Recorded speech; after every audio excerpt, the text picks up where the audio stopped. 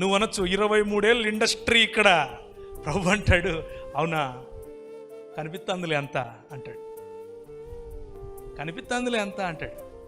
నీ ఇండస్ట్రీ అంతా కనిపిస్తుంది అంటాడు.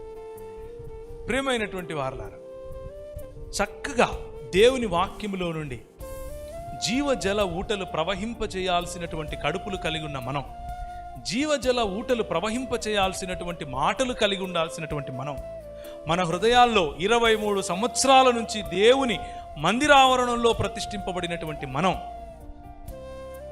ఆత్మీయ పరిపక్వతకు దూరంగా మధ్యవర్తులను ఎన్నుకొని ఇదిగో జీవజలమును నేనే అని చెప్పే ప్రభువుని విడిచిపెడితే, కడుపులో ఆకలి కాకుండా ఆత్మీయంగా చెప్తున్నాను, అవసరత లేకుండా ఉండేట్లుగా నేను పైనుంచి దిగి వచ్చినటువంటి జీవాహారమును అని చెప్పిన ప్రభువును విడిచిపెట్టి మన కులమును, మన ప్రాంతాన్ని, మన భాషను, మన చదువును, మన అందాన్ని, మన ఘనతను, వీటిని నింపుకోవటానికి ప్రయత్నం చేస్తే ప్రభు అంటాడు, మీరు ఆత్మీయ అంధత్వంలో ఉన్నారంట. కానీ అంధకారములో నుంచి మనము వెలుగులోనికి పిలువబడింది వీటి కోసం కాదు.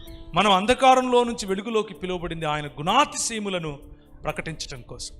ఆయన గుణాతిశయములను ప్రకటించినప్పుడు, మనము నడిచినప్పుడు ఇదిగో దేవుని దూతలు వస్తున్నారు అని ప్రజలు చూడగలగాలి. మన ముఖంలో తేజం, మనం మాట్లాడిన మాటల్లో కరెంట్ అలా ఉండాలి. ఎందుకు ఉంటుందో తెలుసా? ఎప్పుడు ఉంటుందో తెలుసా? ప్రభు మనల్ని చూసినప్పుడు, ప్రభు మనల్ని చూసి బయటకు కనిపించటానికి చేసే నాటకం గురించి మాట్లాడట్లేదు. మనలో ఒక్కొక్కడికి ఒక్కొక్క ఆస్కారం ఇచ్చేయాలి. ఒక్కొక్కసారి అంతగా నటించేస్తాం. దాని గురించి నేను మాట్లాడట్లేదు. ప్రభు మనల్ని చూస్తాడు. ప్రభు మనల్ని చూసినప్పుడు మనము నిలబడగలమా స్థిరంగా?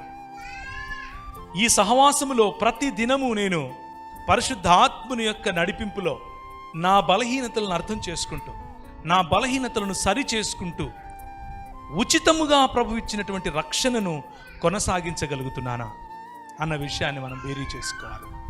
అయితే సామాన్యమైనటువంటి జీవితం మనది కాదు. మనము సామాన్యముగా పిలువబడిన వాళ్ళము కాదు. మనము దేవుడు ఏర్పరచుకున్నటువంటి యాజకులం, దేవుడు ఏర్పరచుకున్నటువంటి రాజులము అన్న విషయాన్ని జ్ఞాపకం చేసుకోవాలి. అలాంటి రాజులైన యాజక సమూహముతో ప్రభువును ఆరాధించటానికి మనము తత్పరులమై ఉండాలి. హృదయము కొవ్విన వారి జాబితాలో ఉంటే, అన్నీ కనిపిస్తూ ఉన్నప్పటికీ చూడని వారముగా ఉంటే, అన్నీ వినిపిస్తూ ఉన్నప్పటికీ వినవని వారముగా ఉంటే, ఇశ్రాయేలీయులు ఏ విధముగా అయితే అన్నీ కనిపించినా చూడలేదో, వినిపించినా వినలేదో, అలాంటి వారికి కనానులో ప్రవేశము ఆయన ఇవ్వలేదు. అలాంటి వారి జనరేషన్ అంతమొందిపోయింది. మనం ఆత్మీయ పరిపక్వత వైపుకు కాలు వేయాలి.